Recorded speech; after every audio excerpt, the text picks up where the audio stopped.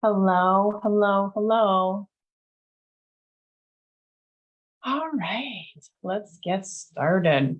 So we have Mercury still retrograde, moves back into Virgo, where it will stay until October 10th.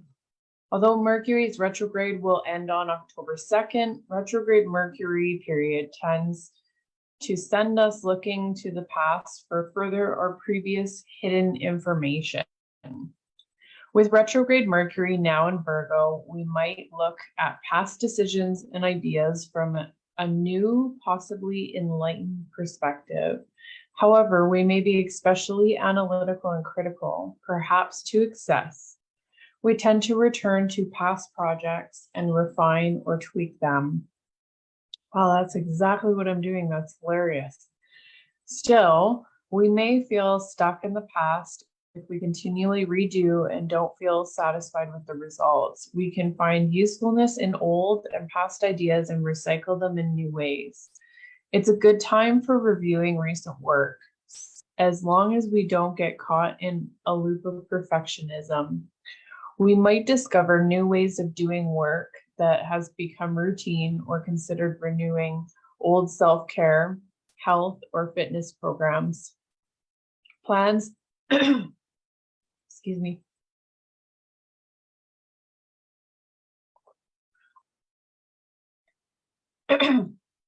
Plans may be considered then reconsidered. We are in a good position to reevaluate our routines and habits, and we might give more thought to the meaning of the word services. Moon enters Virgo early today at 3:54 a.m. Eastern Standard Time, and taking care of details can be in focus.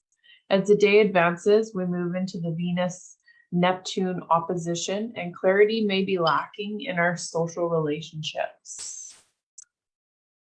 All right.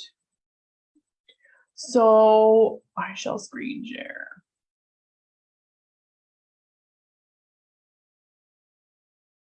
As we can see, Schumann resonance is still pretty calm as of right now, but we have a CME solar flare that just happened. So in a few days, it's really going to start hitting Earth here in a minor way. An M-class solar flare, I believe it is. Let me double check here. I got all my solar stuff here. Yeah. An M-class solar flare, so a smaller one, but enough to be reported and let us know what's going on.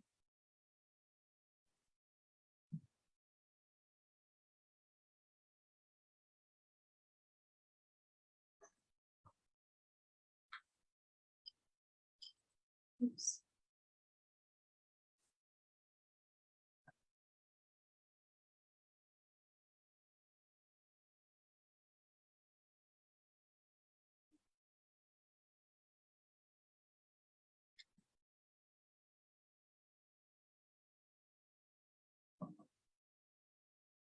Okay.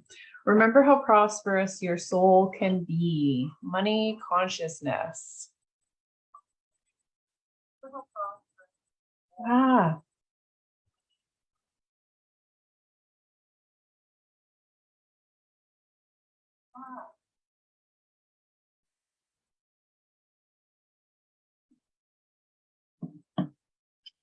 All right. That was my phone.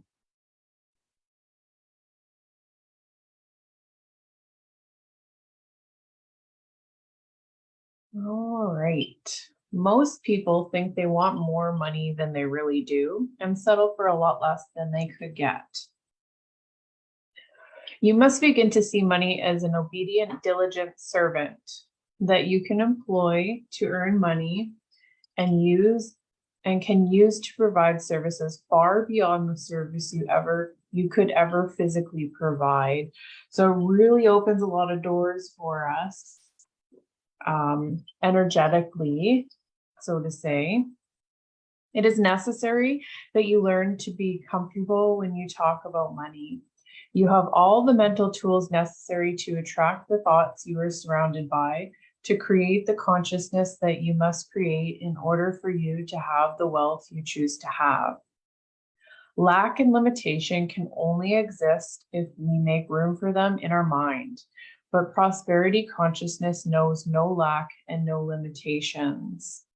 Resolve to remove the lid from your marvelous mind with respect to your own earning ability, and understand the wealth you are seeking is and always has been seeking you in return.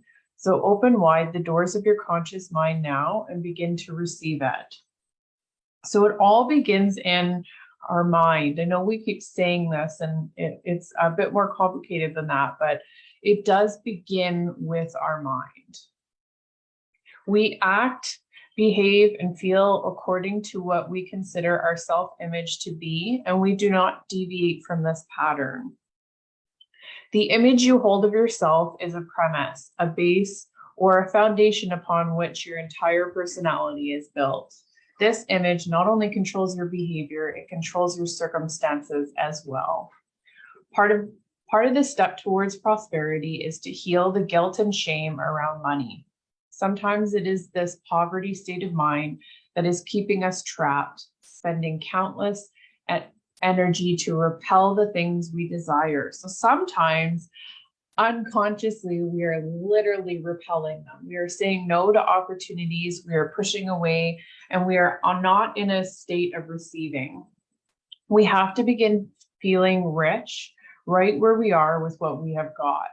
Not once money has arrived. We have to create the image in our mind and find ways to immerse ourselves in the feeling of being rich. Don't limit the abundance and the wonderful gifts in this world. Prosperity isn't just money. It is a state of an open heart. The gifts are all around us. Sometimes we need direction, or we have an emotion we need to heal. Receiving the healing energy all around is receiving prosperity too. So it's also about just shifting our perspective into starting to see the prosperity all around us. It's about having gratitude for what we already have. Be clear about what you want and need. Don't just grasp at everything you can. That is a state of deprivation, and deprivation will duplicate and multiply itself. Put your wants and needs on a list and be clear. Just like I was talking about with the burning desire. Spend some actual time asking yourself with an open heart what you truly need. Be open to the things you want and need.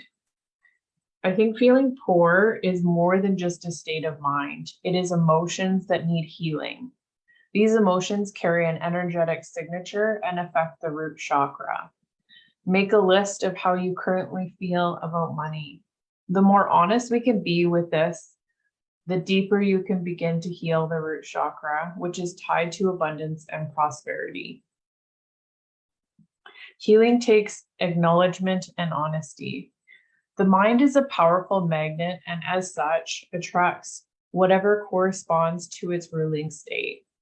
Expectation dictates what that ruling state will be, and therefore governs what is corresponded to the mind and is attracted into your life.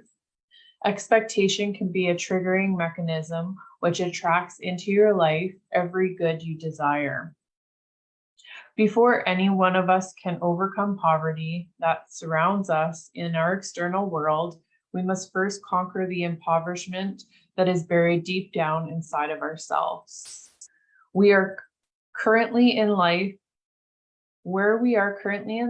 is an energetic signature of our thoughts and expectation. If you have been let down in life, hurt in life, left to your own devices when you were developing, you were given the message that you weren't good enough, that the world isn't safe, or good things don't happen to you. Why? Because sometimes they didn't. Desire is the effort of the unexpressed possibility within, seeking expression without through your actions. Your relationship with money can tell you a lot about yourself. For example, if you think other people are going to cheat you financially, you're afraid of being abused or manipulated. If you are stingy, you are afraid of love or intimacy. If you are worried about running out of money, you are afraid of being left alone or of abandoning oneself. And this is a repetition of being abandoned early on in your childhood. If you never have enough money, it's because you believe you are not enough. If you often say, I'm broke, you feel broken or wounded inside. If you are never able to buy things you want, you feel deprived, usually of love. If your money is out of control, so are your feelings. If you need to be rescued financially, you may be feeling needy, alone, and unloved. If you often borrow money, you think you deserve more than you receive emotionally. If, when you look at your bank balance, you feel ashamed, you're ashamed of yourself. When you go to buy something and you get a gripping feeling around your heart, you're feeling like a bad girl or boy. If money slips through your fingers and you never keep enough for yourself, you don't think you deserve prosperity. How to find your beliefs about money. And this is so important to start taking a fearless inventory of these things. If you want something to change, you have to do something different. And that is starting to be fearless and honest, open and honest with yourself, what it is that you are not receiving, and start filling it, because everything is energy. How to find your beliefs about money. To help you find out what you think about money, use the following starters and complete the sentences as quickly as you can. The first thing that comes to your mind is your subconscious association. So write that down without trying to find a nicer one. Rich people are. Making money is. Money is. If I had lots of money, I would. Poor people can. Money and don't go hand in hand. Rich people have more. Poor people look. Money doesn't. I don't have enough money because. If you want money, you have to. Wealthy people can. Poor people can't. One problem of poor people is. Being a millionaire is. Financially, I'd settle for. Financial freedom is. Good use of money is to. The problem with rich people is. If you want to be rich, you have to give up. Rich people are missing. Poor people are poor because. Rich people are rich because. And these are all prompts that you want to start discovering. What are your current beliefs about money? To help you complete your list, add 1 or 2 beliefs you have about the following topics. The more, the better. Again, this list is yours and yours only. No one is going to look at it unless you share it. And being honest with yourself is essential. Remember, all the life areas examined here are enough to get you started. In my coaching sessions, changing a person's mindset from not having enough money to being rich is sometimes as simple as changing 3 to 4 beliefs about money, but first we need to discover them. So this is something that you can do for yourself, is start discovering where your negative beliefs are about money, because those are going to be what's blocking you. What it is that you believe about money, what your feelings are about money. because there's going to be emotions and other like inner child healing and trauma and other things tied to it that are getting in the way. What do you think about money and luck? What do you think about being born rich? What do you think about morals and money? And you'll know as soon as you hear those words coming out of my mouth, whether you have a negative belief or a positive belief, you can feel it. What do you think about caring and being wealthy? What do you think about the difference between being rich and being wealthy? What do you think about selfishness and money? What do you think about friendship and money? What do you think about family and money? What do you think about raising kids and money? What do you think about teaching kids money matters? What do you think about work and money? What do you think about lottery and richness? What do you think about how rich people think? What do you think about bank charges? What do you think about debt? What do you think about food and money? These all tie together. What do you think about loans? What do you think about investments? What do you think about saving? What do you think about business? What do you think about spending and money? What do you think about law and money? What do you think about tax and money? What do you think about honesty and money? What do you think about worries and money? What do you think about health and money? Life is either a series of endings or a series of beginnings. If you will let the present physical results serve only as an indicator of the images that you have been holding in the past, and then you proceed by virtue your own higher mental faculties to look into the bright future and build an image of the good that you desire, you will see the future materialize. But again, as long as you continue to let your present or past results control your thinking process, you will never live to see your dreams come true. So important. It is not easy to do, but it is achievable. Your current results are just a reflection of your thoughts and beliefs. We can learn to shift those.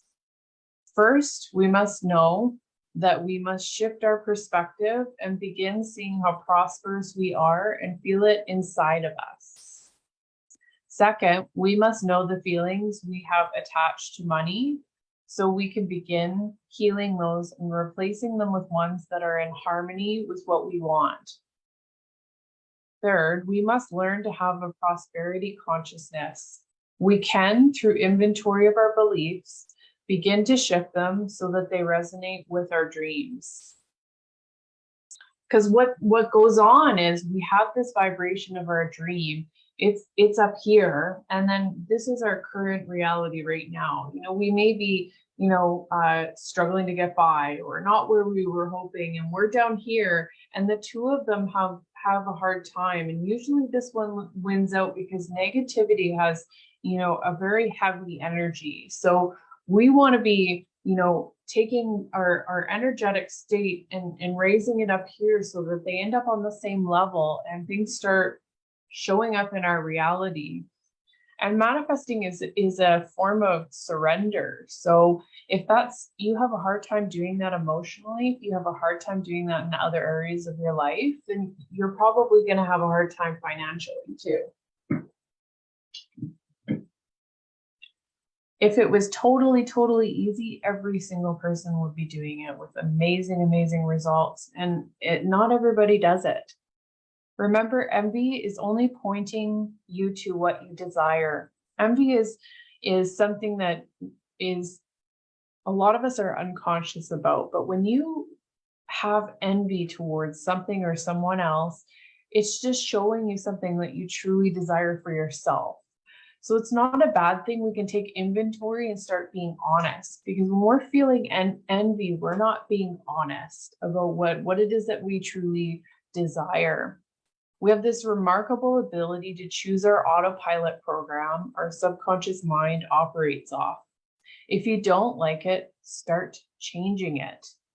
If you aren't making the money and abundance you desire, then your autopilot program needs adjusting. Healing is the tune-up you need. Clean up those money stories you were telling yourself. Change your beliefs about money. There is tremendous energy in lack. If you are suffering from lack of money, do anything and everything you can to shift your energetic state to a happy one. Gratitude is one of the highest energetic states we can have. Count your blessings. Do you have running water? Do you have clean water? Millions of people in this world don't. Millions of people die because they don't have water. Do you have a roof over yourself? Even if it's not what you desire, are you able to keep warm and safe? Are you able to breathe with ease? Many people suffer health problems that obstruct them from being able to move freely. I see it every day at the hospital. Do you live in a part of the world where you are free to make choices and are safe? Many people in this world are oppressed and unsafe. Fight to find the things that make you feel abundant and lucky. Learn to let go and allow things to come to you. Lack is a restrictive energy and will also cause your muscles and entire energetic makeup to contract. Drop your shoulders and make believe if you have to. Remember, as a child, you would make believe all the time. So you have to do whatever it is that you can. And this is something that I can 100% help you with. Our coaching programs all offer powerful hot seat coaching calls, and powerful accountability is the word that I'm looking for. So if you're wanting help and assistance with aligning yourself, with reprogramming this part of yourself, with reminding yourself, I'm here. I have coaching programs. I have coaching programs, very stuttery today, coaching programs that are available. If you would like to begin moving into gratitude, my YouTube channel, My Body Soul Healings, has the 28 Days of Gratitude, The Magic by Rhonda Byrne, which is the movie The Secret. I have a bunch of guided videos that will take you through the whole process. So you can hop into that. There's a lot of resources. I do have the Abundance Code group that took us all through the 28 days. So if it's something that you would like to pour yourself into to make a change in your life and start shifting your vibration so that you can change these beliefs and these feelings about money and start opening and surrendering yourself out to it, I have a lot of tips and tricks available in that group. And you can see it in the linked groups in the quantum transformation learning community of learning. So there's lots of resources available. I have a lot of YouTube videos that will help keep you aligned. Remember, the more you feed your mind and the more you surround yourself with these messages, the more you're going to start absorbing it on a deep conscious level. And that's when your entire makeup starts to shift. That's when your vibration starts to shift. It's not just when we read something once, we're awesome and that's that, and we go about our business. It's about learning and learning how to learn, to do it in repetition and remind yourself until your soul goes, oh, okay, I get the message. Because I know that I continue to read this content and I continue to get different messages out of it. Now, this book, Think and Grow Rich by Napoleon Hill, was one that Bob Proctor, which I took Thinking to Results with Bob Proctor, Think and Grow Rich was a book that Bob Proctor read for over 30 something years. I think it was almost 40. He read the book until it literally fell apart. And why did he do that? Because he made the content of that book, which is an amazing book on manifestation. A lot of my content is referencing this stuff, is what he made his consciousness understand. So he did this on a deep level, and I want you guys to be aware that, you know, you want to immerse yourself in this stuff, become obsessed with hearing these kind of messages, and it will change and grow you. A good example is I've been, you know, down this road for about 5 years, very, very seriously. And I've taken a lot of therapy, and I've done a lot of growth and a lot of change in my mindset, drastic change in my mindset. And as a result, you know, people around me are changing and growing. They're either moving away because they don't resonate with me anymore, or they're changing and growing and they're evolving with me.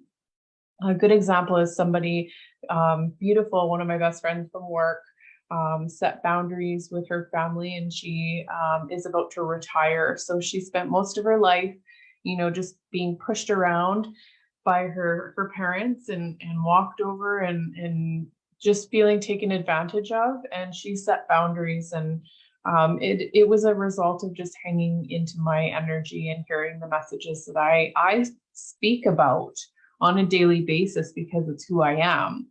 And my father's another good example. He stopped watching the news because I set a boundary saying, you know, I look after my mental health. The news doesn't do me any good. All it is negativity. All it does is stress me out. So I'm not watching it anymore. So he stopped watching the news. And with his generation and generations above, watching the news was how we were informed and how we stayed educated. And it was a very important part of culture. So for him to stop doing that all of a sudden was quite the transformation. And, you know, I see a lot of shifts in him, and how he doesn't think as negatively. So that's why it's so important who you surround yourself with.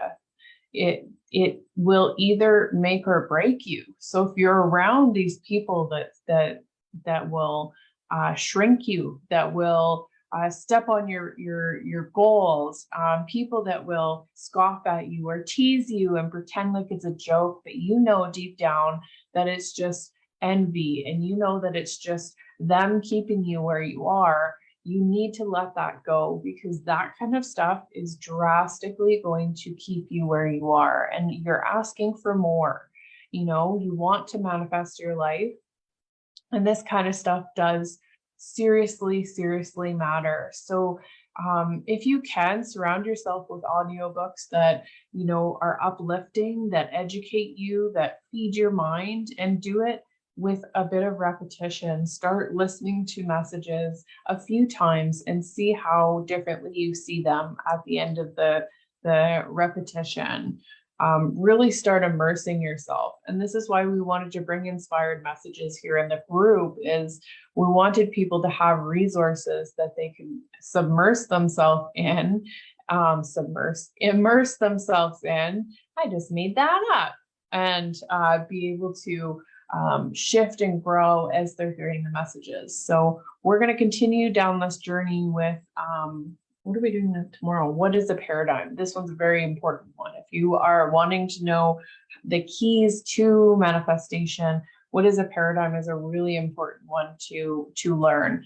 Bob Proctor also has a lot of them available on YouTube. If you just put in what is a paradigm, I guarantee you'll find a whole bunch of his videos. So amazing content. Again, start with gratitude, start playing, start doing things that are going to make you feel rich and prosperous and abundant, even if you don't always, you know, find a way to see things in a light of prosperity. Prosperity consciousness is a choice. You choose to start seeing everything in the light that will bring more abundance. Remember, what you focus on will eventually become your reality. So that's my message today. Remember how prosperous your soul can be. If you have infinite potential, and I've heard this so many times, it's true. We block ourselves. We choose what our autopilot program is going to be. So that's a direct result of our childhood. So if we want to start changing and growing, we need to start healing. We don't need to, I don't want to use changing. I really want to let go of that one. If we want to start growing, we have got to start shifting and healing. So change is implying that there's something wrong with us, and there's not. You know, we experience things in our childhood that made our reality what they are, and good or bad, they were lessons. They made us who we are. So we need to be grateful for that, because each and every one of us in this group is a magnificent human being. And we want to shift our perspective into understanding that all we need to do is just heal. We just need to tweak a few things. We need to, create safety for ourselves. We need to start raising our self-worth and feeling good about ourselves, and immersing ourselves in these kind of messages. So tomorrow will be what is a paradigm, followed by the next day, the new moon in Libra. So we'll only be doing a moon ceremony on Sunday, as I think that's going to be a good enough inspired messages. So you will be able to find all of the inspired messages thus far. There's 2, 4, 6, 8, 10. There's 11 of them now. They are in the guides, or you can find them on the YouTube channel, Mind, Body, Soul Healing. So love you guys. I will see you tomorrow.